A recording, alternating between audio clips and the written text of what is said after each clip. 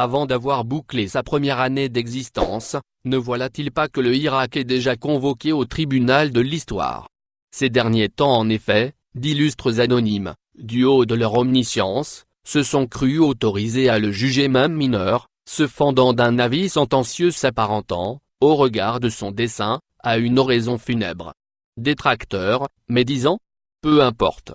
Mais force est de reconnaître que leur placide verdict, dépouillé d'attendus fondateurs, n'a heureusement rien entamé du souffle irakien. Pourquoi? Parce que, la condamnation d'une insurrection citoyenne alors même qu'elle est encore au stade de l'enfance, est de facto assimilée à une justice expéditive, un mauvais procès, dépourvu du recul nécessaire à toute pondération et ne justifiant donc en rien sa séance tenante. Manifestement ses voix éraillées, dépitées ou ignorantes des faits, en voulant enterrer un être vivant, sans égard pour son caractère grandiose ni pour les immenses espoirs dont il est porteur, se mettent elles-mêmes hors jeu.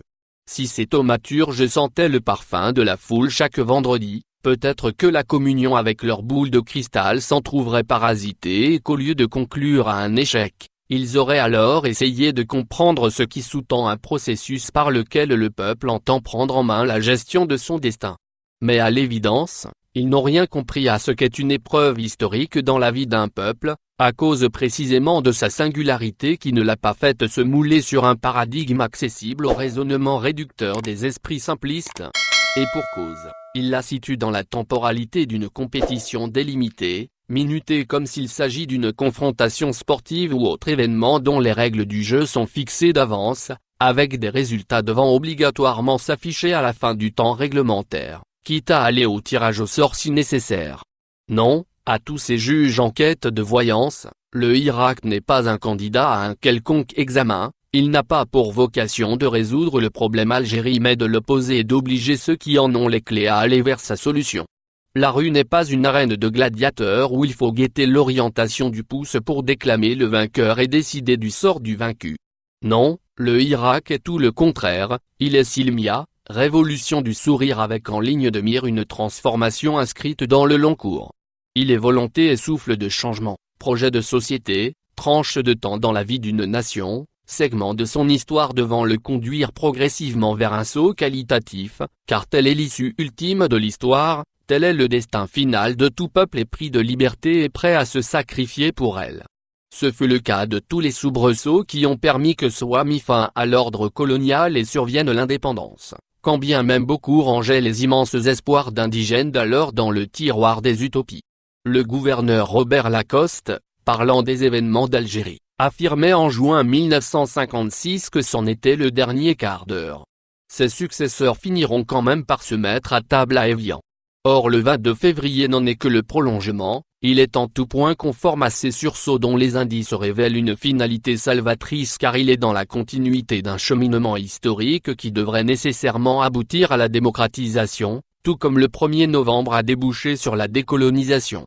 Même s'il se heurte à quelques fléchissements temporaires, l'inéluctabilité de son devenir est aussi probante que le fut sa surprenante apparition car il est l'expression au grand jour d'une aspiration à la liberté. Voracité en gestation des décennies durant, dans le tréfonds d'une conscience collective, et ce, jusqu'à trouver finalement l'élément déclencheur dans l'appétence d'une jeunesse frétillante, pétrie dans l'éthique et le numérique en symbiose tout ce que la sociologie du terroir recèle en termes de sagesse et de résilience. L'avenir devient alors une bienheureuse fatalité, un élargissement du champ des possibles duquel elle se saurait être exclue. Comment parler d'échec du Irak alors que le pouvoir lui-même s'est vu obligé de s'en revendiquer? On parlera de son échec lorsque la volonté de changement qui le sous-tend aura disparu sans qu'elle ait ébranlé le système et lui avoir porté un coup fatal. Pour le moment ce n'est pas le cas et il faut être aveugle ou de mauvaise foi pour ignorer toutes les victoires à son actif, avoir stoppé la dérive du régime Bouteflika, empêché un cadre d'être président, fait embastiller un segment de la Isaba militaro-politico-financière, fait émerger des leaders qui seront les dirigeants de demain, permis l'unification du peuple dans une entité homogène jamais atteinte, mis à nu le système en montrant sa nature militariste et illégitime, installé le mouvement dans une revendication affirmée, scellé au symbole novembriste après lui avoir insufflé une dynamique de continuité. Ne suffit-il pas? Tout ceci dans une démarche paisible, pragmatique et une intelligence collective à même de faire face à tous les obstacles, déjouer tous les pièges. Le Irak a fait preuve d'une maturité rarissime qui en a fait un exemple unique de par le monde. Bien plus, au regard des mardis et vendredis, il fait la démonstration qu'il est dans une phase ascendante confirmative, confiant quant au futur, avec cette détermination propre aux convictions qu'inspirent les justes causes. Bien sûr, du fait de la stérilisation du champ politique lors des décennies bouteflikiennes, la phase d'organisation a pris quelques retards mais d'heureuses initiatives commencent à voir le jour. Malgré toutes les embûches, nul doute que le Irak trouvera le temps de forger les vecteurs transmetteurs de sa feuille de route et qu'il ne manquera pas de peser significativement sur le comportement des autorités de fait, pour les amener à de véritables négociations en vue du transfert du pouvoir à ceux qui, de tout temps, auraient dû en être ses légitimes détenteurs. Le système est dans son rôle diabolique et calculateur, il se défend. L'illégitimité est toujours en place, les médias et espaces publics verrouillés. Il continue à arrêter et emprisonner pour délit d'opinion. Si de ce point de vue rien n'a changé, il serait malhonnête d'affirmer que l'avant et l'après 22 février sont identiques. Ils ne le sont pas parce que dans les mentalités la page a été tournée, une irréversible dynamique de changement enclenchée. Bien sûr la rupture n'a pas eu lieu mais se trompent lourdement ceux qui pensent qu'il suffit de quelques manifestations de rue pour la provoquer et recueillir le pouvoir tel un fruit mûr. Ils ignorent qu'il y a une différence fondamentale entre le régime et le système.